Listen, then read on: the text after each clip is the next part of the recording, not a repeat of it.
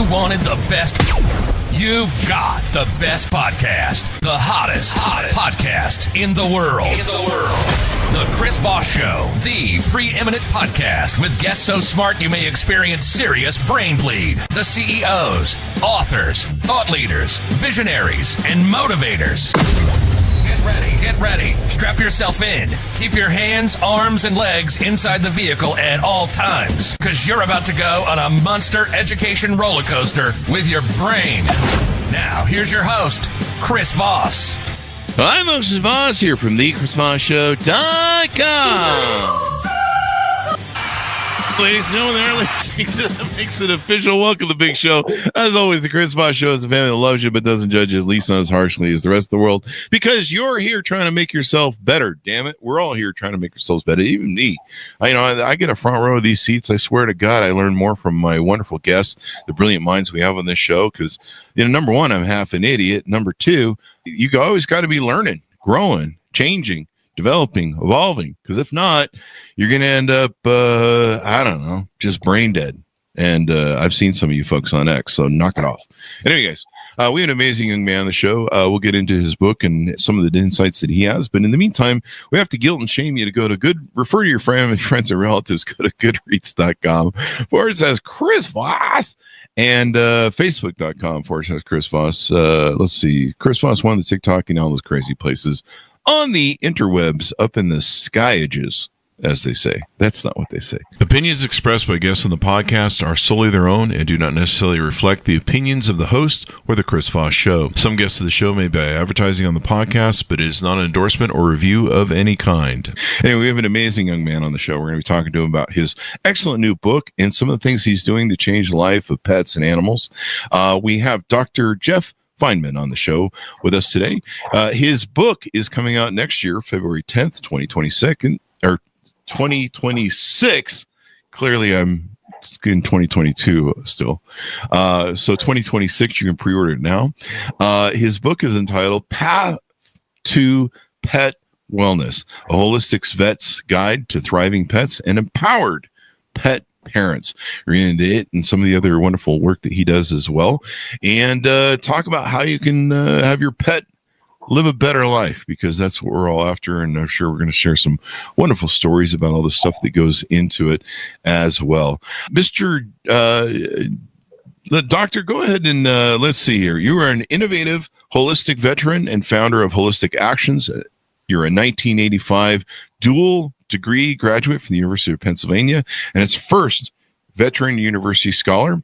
You combine your background in molecular biology with 40 years of experience in veterinary medicine, homeopathy, and energy healing.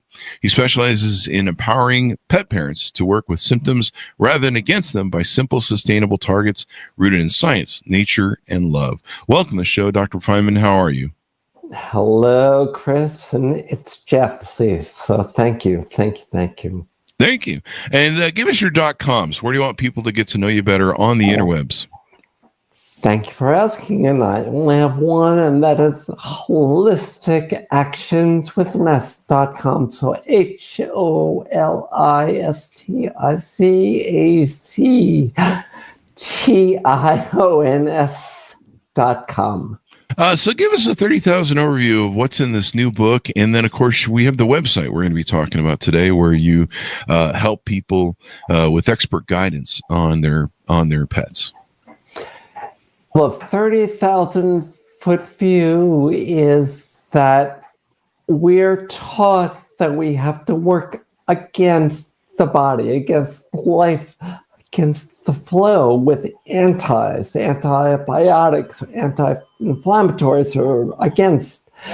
Holistic Actions is all about the opposite, which is about working with the flow, going with love, energy, and that may actually be the biggest distinction, is that energetic piece, because life is all about energy. Mm-hmm. We're alive because our cells have mitochondria, which produce the energy that we need to live. We don't learn about that stuff in vet school. We learn about symptoms. We learn about diseases. We learn about how to manage. It's not about managing. It's about transforming and transcending, which you, the pet parent, you are all ready to do, and you can do. And so you have the book that's coming out next year, and so I think a lot of people are can order that up on Amazon. Path to Wellness: The Holistic Vet's Guide.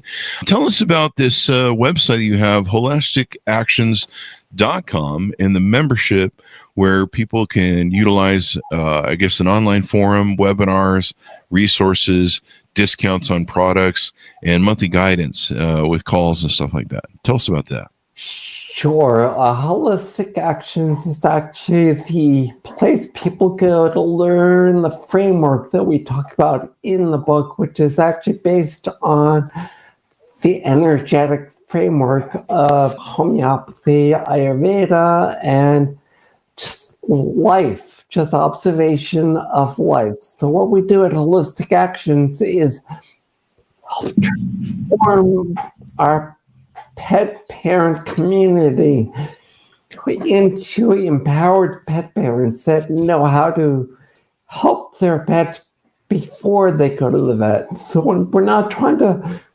replace the vet, we're just trying to augment what we learned in vet school, what the vets are going to tell you ordinarily. Because when we go to the vet, we only get a little piece of the whole bigger picture. We don't get that 30,000-foot view. Yeah. And do you find a lot of veterinarians? I mean, how long have you been a veterinarian? 40 years this year. 40 years. Wow. 40 years this year. That's a long time. Good for you. Do you find that a lot of vets are into holistic medicine or holistic helping of dogs? Is this something that is very popular among the vet community?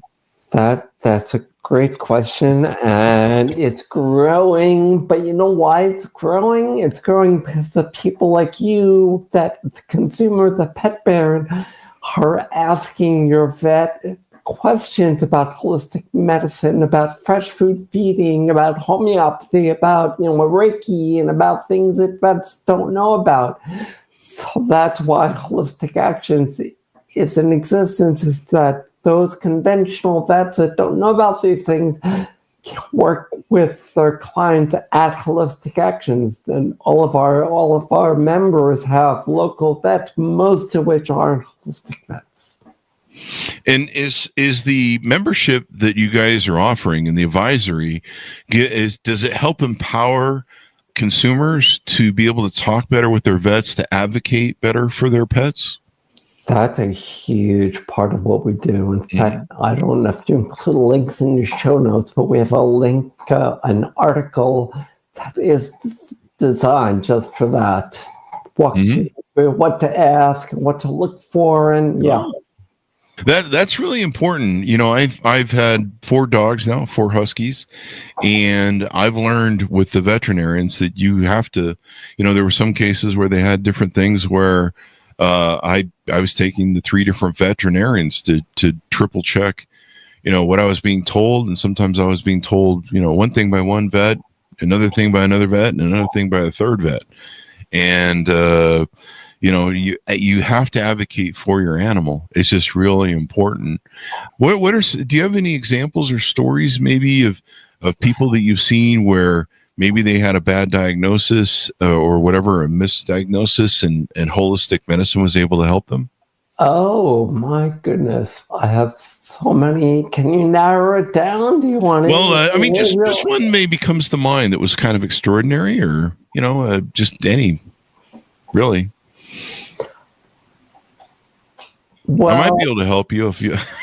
I'll tell you my story. Yeah, my mind is like all over the place. I think perhaps, the most common, because, it happens a lot, and the most common is, an animal is diagnosed as being allergic to a particular food or pollen or a flea or whatnot. And the problem is actually rather in the immune balance of the individual, and when that immune balance is addressed, the allergy goes away, resolved altogether. Yeah, and they become totally 100% able to tolerate those allergens. And I'll give you a quick misdiagnosis, but it's human. It's myself. I mean, the way I discovered homeopathy is my lifelong allergies. I have celiac disease. I'm allergic to dogs and cats and horses. And what?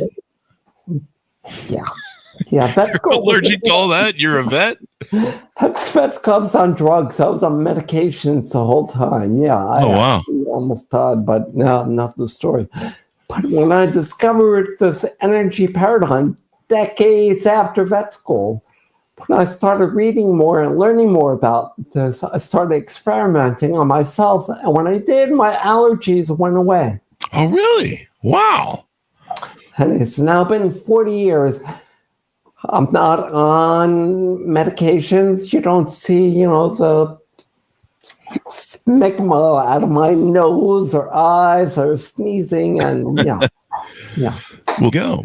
Well, that's awesome. I'm glad you found a way to fix that. Was it diet? Was it a holistic sort of diet that you needed? You need to change some of the things you're putting into your body. Was that an aspect of it? That was part of it for sure, but it was mainly homeopathy. Homeopathy is a way of working with the clues that the body gives. So symptoms are clues that the body gives you that something's wrong, and you can use those symptoms homeopathically. By definition, homeopathic is working with the pathology, working with the symptoms, versus antipathy or allopathy, which is what we learn about in vet school. Mm-hmm. And so you were able to transpose that data that you learned from healing your allergens to helping pets holistically. Is that correct? That is correct. When I realized that, that my allergies were gone and my being was improving, we can talk about what that means. But when I learned about that in spring, by fall, I was in the professional course given by Dr. Richard Pitkin, who was one of the pioneers of holistic medicine. And I never looked back. That was about 26 years ago, and I never have looked back since then. My only mission in life is just to inform people that there is a way that works together with what we learn in vet school, but it goes above and beyond what we learn in vet school, what you're going to hear from most and many veterinarians. Oh, I have a few stories myself from my dogs. My dog one time had stopped eating, and she was drinking like a fish. So she had the cancer was trying to calcify her blood and destroy her organs, and there was a small bump on the back of her butt, and they're huskies, so they run around with their tails curled up, so you have to look at their butts all day. I think they're trying to send a message that they hate me. Anyway, so they were just mooning me all day. So I took her into the vet, and the vet went in there and he's like, your dog's got a lot of polyps inside of her. There was one kind of growing on the outside. I didn't realize what it was. It was small at the time. And she goes, she has anal sac cancer. And she stopped eating because that's what dogs do when in the wild. They stop eating, they go dig a hole away from the tribe, and they starve and pass away. And he goes, so what I want you to do is bring your dog back in 3 days, and we'll call it. Go spend 3 quality days with your dog and take some pictures and stuff, that wrap. And I was destroyed. So I went home, and short story, I basically realized, it kind of came to me as an epiphany that, like, if she has a 3-day death sentence, maybe there's something I can do. I don't know what it is, but I'm going to try.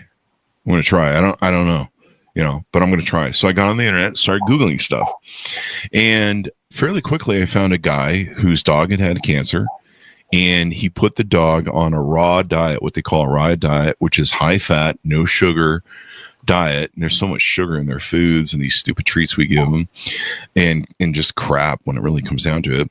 And so he put dogs, and he was helping other dogs. He put them on a high fat diet and cut off all the sugar, and they would live. and he would extend their lives. And so I talked to some friends, I talked to some people, and a couple people like, I don't know, Chris, and I'm like, she's already got a death. She's already going to die in 3 days with which the vet wants. I mean, what do I have to lose? What does she have to lose? She's got life. She's won the lottery in the universe.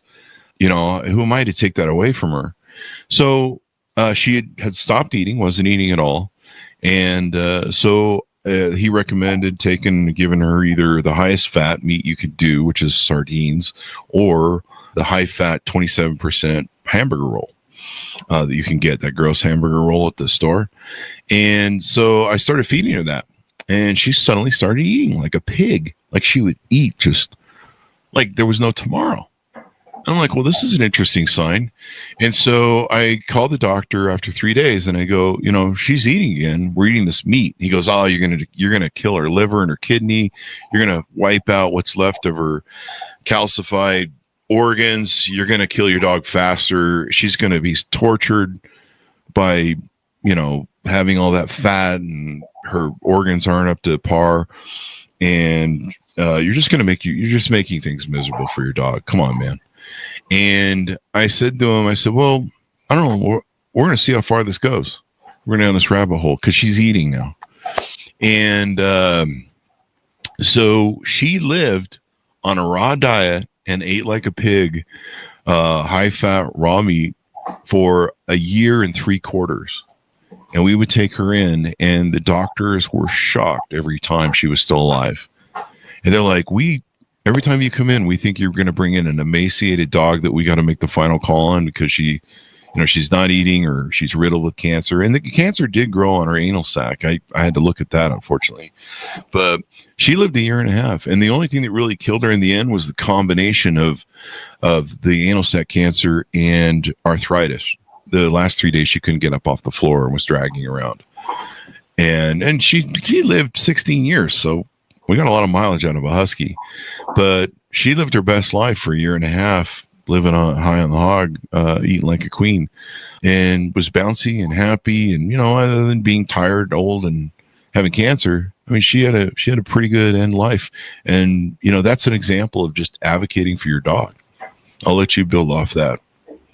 That's a great example. And that's exactly why, you need to be an advocate for your dog, because your dog or cat or any animal, them the best, better than any veterinarian will do. And I will just have to say, Chris, that your example is actually something we see a lot.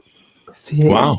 We see that a lot. And what you did inadvertently was, if you remember at the beginning, I mentioned that it's all about energy. It's really all about, mitochondrial function. And that is what optimizes the body's ability to rebalance. What you did inadvertently is you raised that mitochondrial function in 2 ways. One is by increasing the energy or vitality of the diet. Because raw meat diet is the highest vitality diet that you can find. Fresh food is great, but raw food is even better. But compared to commercial processed food, any fresh food will work. But the other thing you did, which may be even more important, is you made her happy. Oh. Happiness, sense of purpose. Oh, wow. I never thought of that. I mean, why do dogs do well? They live for 3 reasons. They live to eat, play, and love. And eating is a big one. And those 3 factors, to eat, play, and love, are the 3 things that you can do today to upgrade their mitochondrial function and get them to stop vomiting, stop having diarrhea, arrest the cancer. It blows my mind every day to know how much this can do. That's awesome, man. That's awesome. Another example was, and I had been taking her to 3 different doctors. My same dog, she had a, what was it? Oh, she, underneath her throat here, she had like this bump that started getting bigger. And I took her to 2 doctors, and they go, "Oh, it's cancer." They go, "Look, your dog's 14 years old. She's a husky. You're in the bonus zone, dude. She's old. Yeah, don't fuck with her. Don't cut her open. Don't do surgery on her. Just put her down and call the ball." And I had 2 doctors telling me to call the ball on it. And they were like, we could spend a lot of money on x-rays, but it's likely cancer given her age. There's, you're just making things miserable for her because we're going to have to knock her out, drug her. She's 14. One guy just literally said to me, he goes, "Look, dude, you got 14 years out of this dog." He goes, "What do you want, man?"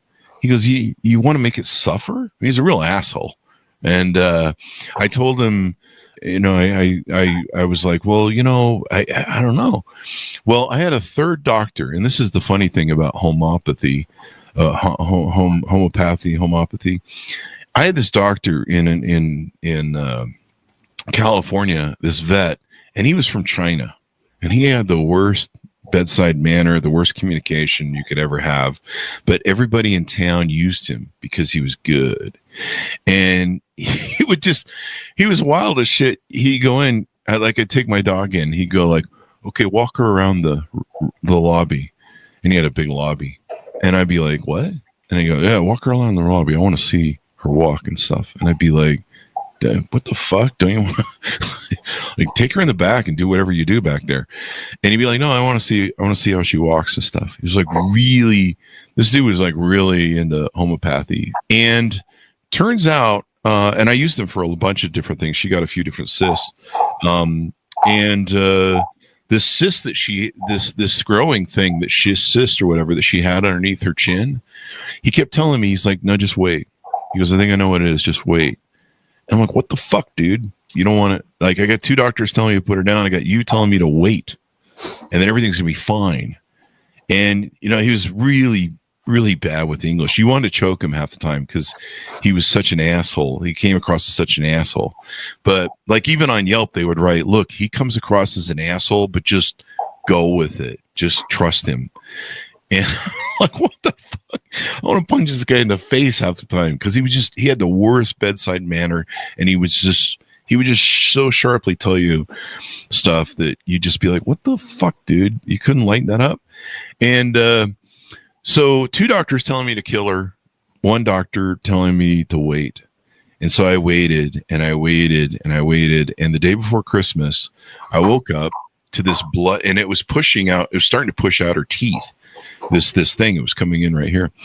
And she comes to me, and I remember being in bed. She's standing above me, and she's bleeding out the side of her mouth. And so I'm like, "Oh, fuck. All right, we're going to call it. We're going to put her down. All right, this is enough of this. We're done." So I take her into that doc, and he goes, "Oh, this is great." I'm like, "What the fuck?" She's just bled, and it looks like it exploded out the side of her face. I did not really exploded, but there was a hole there. And he goes, "No, this is great." He goes, "What she had just what I thought she had. She had this weird thing where bacteria or cysts had grown between the organs." Oh, that was the other thing. It wasn't responding to penicillin or any other drugs. And the reason it wasn't is because it was this weird thing that can grow between your organs. And so it's not connected to anything. So it doesn't have the ability for penicillin and shit to get to it. And so what this thing did is it grew out the side of her face. And once it exploded, oxygen was able to get in there. And then, of course, we could give her stuff to kill it and clean up all the stuff. But that's all it was. It was just a cyst that had grown between the organs, and no one had thought of it but this back alley Chinese vet. So that's another example of, you've got to advocate for your dogs and animals and stuff. Yeah, and that's the empowering part. That the empowering part of what we do and what the book is about. Because you are knowing that there's more to life than what we're being told by 1 vet or 2 vets, or you'll read a story in the book. I think that she saw a dozen different veterinarians, and it's all second opinions. when what you needed and what you got was a different opinion. And that different opinion is based on a different interpretation of the same facts. And that different opinion, that different interpretation is based on the fact that life is energy. Life is not just about organ function or calcium levels or, that all that stuff is great, but it's all secondary. It's all secondary about energy. I remember years ago, I gave a talk at a vet school in California, and it was called "It's All About Energy." And these vet students are like, really? I mean, we're not taught that, but they were more holistically minded and able to run with the ideas. That's interesting. So with your book and stuff, what you're doing is you're helping people advocate for their things.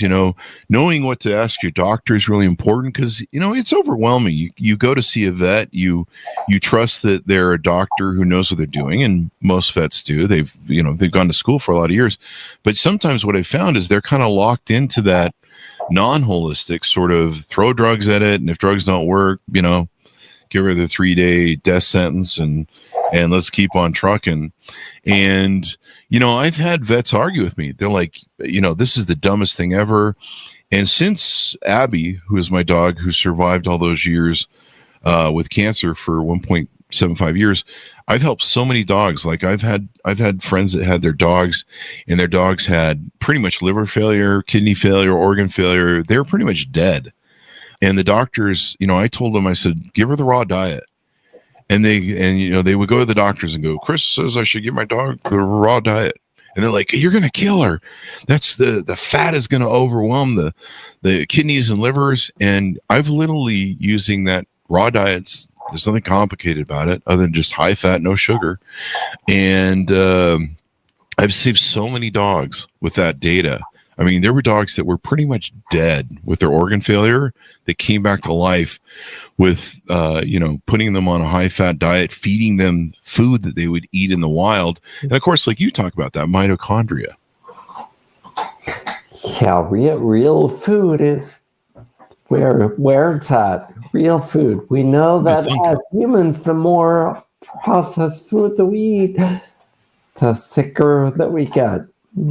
So just stick with the fresh food of any sort.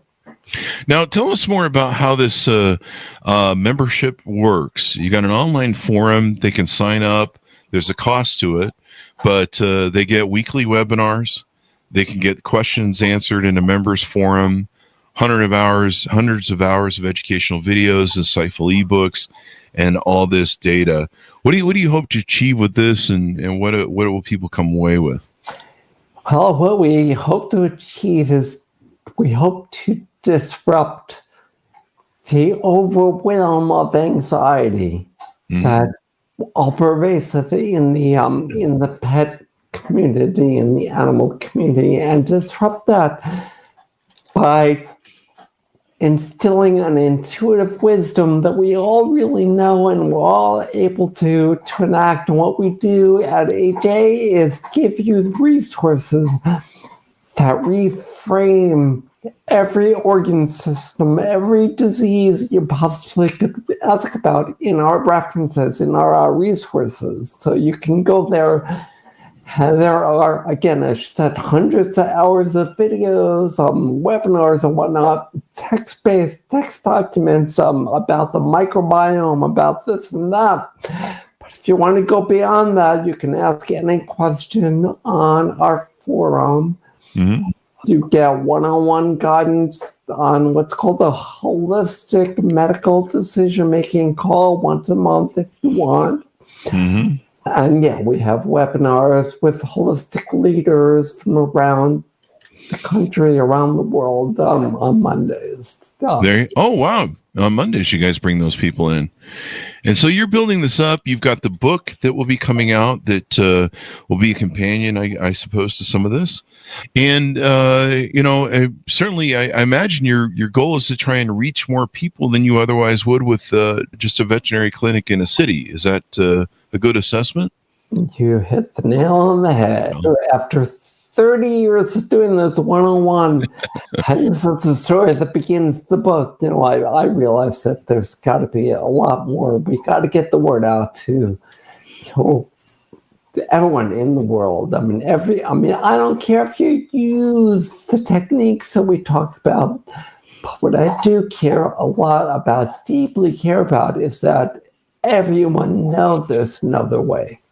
Mm-hmm. It's a way that works with life instead of against it. Work with life instead of against it. And, diet, how important, I've kind of talked about diet and how important it is. And, you talked about it with allergies, changing of diet. I know that sometimes my dogs had they were getting an allergic reaction where I think they licked themselves, they'll lick a part of their paw raw or something when they're having an allergic reaction to stuff. And a lot of it was just changing dog food. It's some of the cheaper dog foods, like never buy dog food in a store, grocery store. It was basically changing, sometimes wheat. I think it's wheat or oats or something that sometimes in dog food can be an allergen. Is that correct? You're the pro here. Anything can be an allergen, actually. Yeah. So the more processed and the more further from nature the diet is, and dog food is about as far as you get from nature. Things become allergenic because it's not even about what they eat; it's about their immune balance. And if they're eating the stuff that triggers their immune system to have allergic symptoms, then you can have symptoms like licking of the paw or recurrent ear infections or scratching, and and all that can be resolved often by diet. About 80% of the diarrheas that are food related and the skin things and the ear things I can improve just by diet alone. Wow. And it's interesting to me, like dogs are basically just like us. If we put shit in our bodies, if you put bad chemicals, alcohol, drugs, or, highly processed foods like you can, we've seen higher rates of cancer and higher rates of disease as humans. Well, dogs are just the same way, right? It's or pets are the same way. They're susceptible to, they're used to the reason the raw diet works. In giving them high fat, all meat diets is really simple. That's how they eat in the wild. That's how they consume food in the wild. There's no secret to it. It's, I see these people that are always like, I give my dog carrots and beans and peas. And I've even seen people that painfully try and turn their dog into a vegan dog.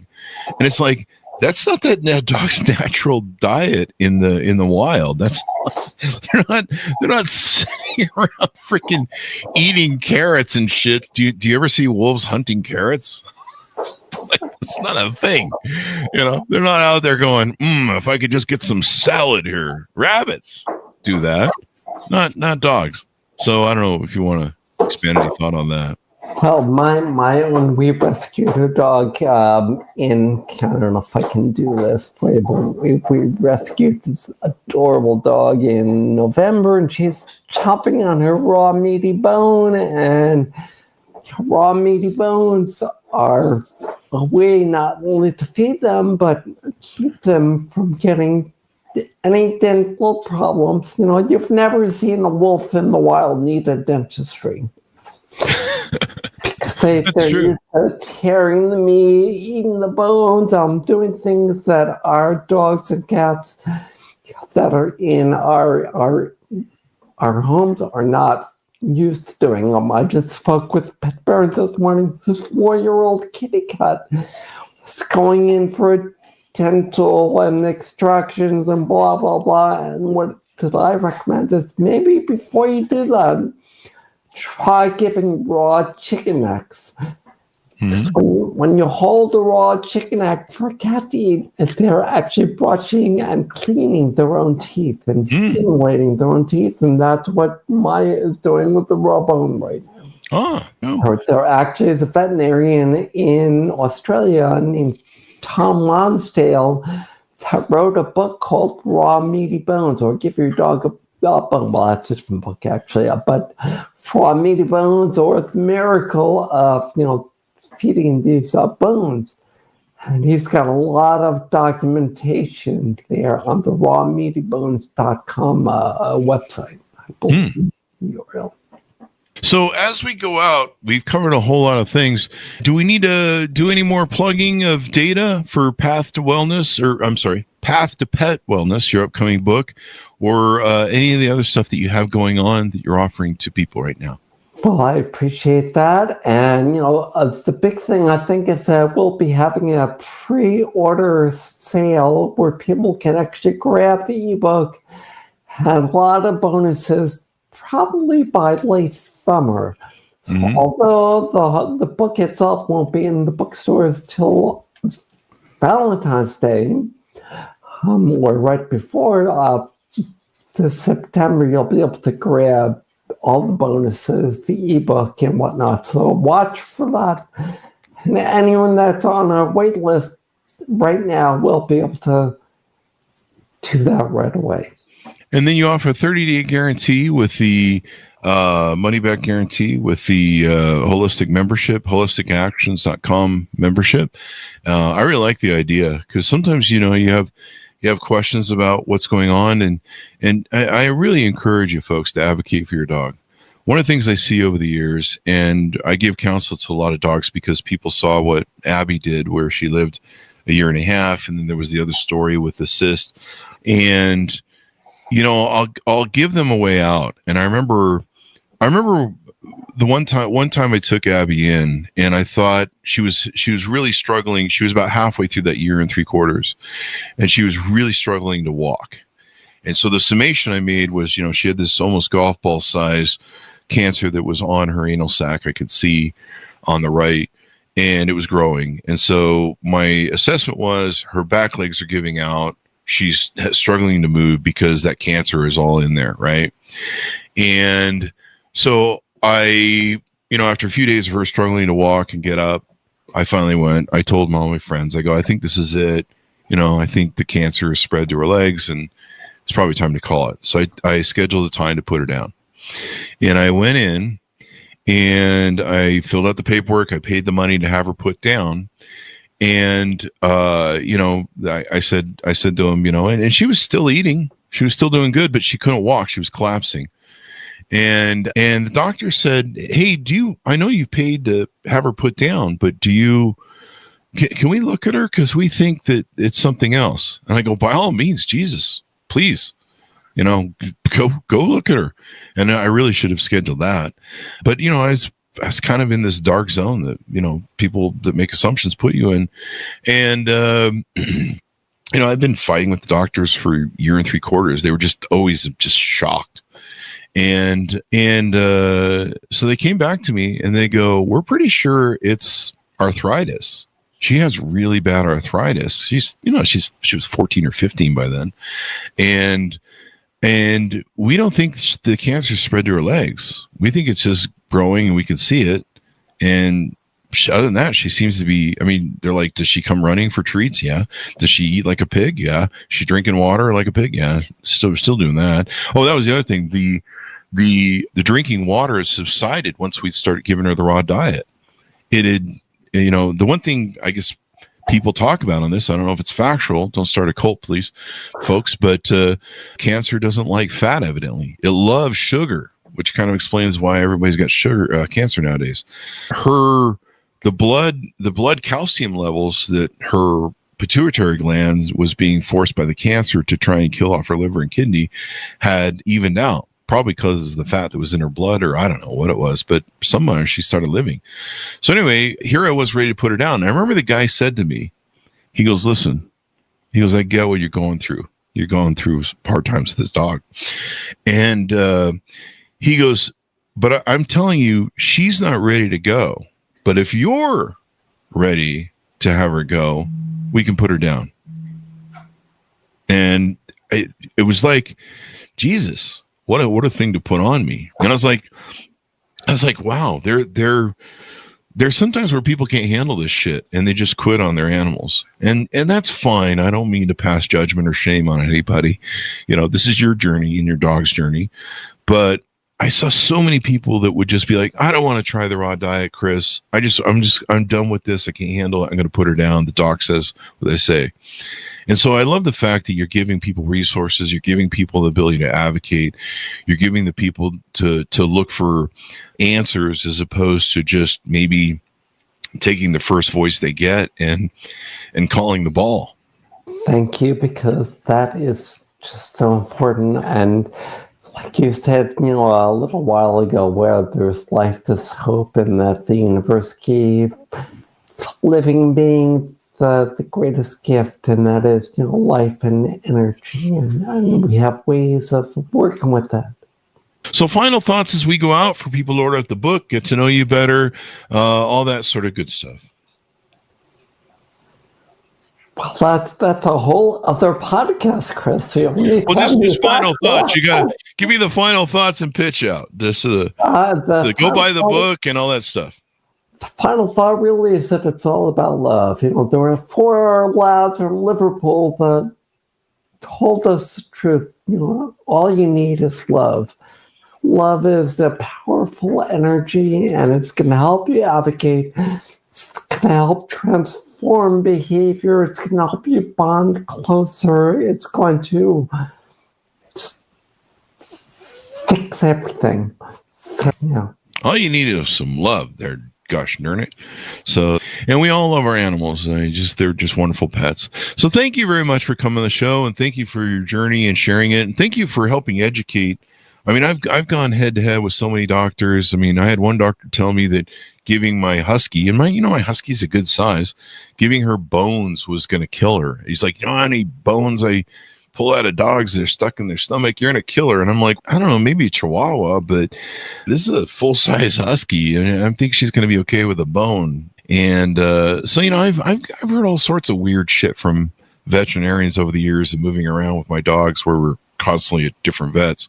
So I love the idea of what you're doing and getting people to advocate for their dogs, because it is, I think what I started to say, it's daunting when you go into a veteran's office, because they're the pros. You don't know what you're doing and all that good stuff. So yeah, there it is. Anyway, thank you very much for coming on. We really appreciate it. Give us your .coms as we go out for the final stuff that people need to know about. whole-istic www.wholisticactions.com, and that's it. Well, thank you very much for coming on the show. Thanks to my audience for tuning in. Order the book wherever fine books are sold out there. Path to Pet Wellness, the Holistic Vet's Guide to Thriving Pets and Empowered Pet Parents.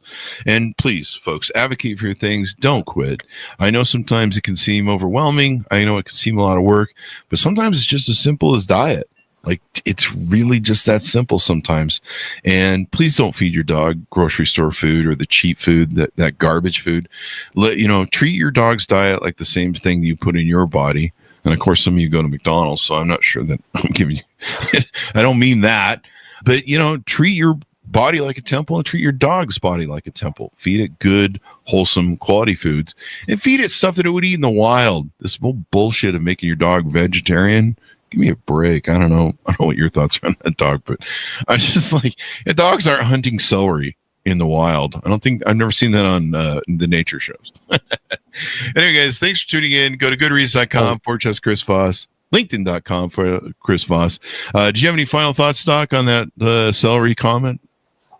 Oh, well, in my mind, it's very simple. I mean, you can have a vegan dog, but do me a favor. Before you do that, offer them celery in one hand and raw meat in another. If they choose celery, then make them a vegan. Okay, if they drive a Subaru, too. If the dog drives a Subaru, that could probably give him a vegan thing. Anyway. And wear Birkenstocks, right? Wear Birkenstocks. Oh, geez. I'm going to get letters. Anyway, thanks so much for tuning in. Go to goodreads.com/Chris Voss, LinkedIn.com/Chris Voss. Chris Voss, one of the TikTok and all those crazy places on the internet. Thanks for tuning in. Be good to each other. Stay safe. We'll see you next time. And that should have us out. Great show.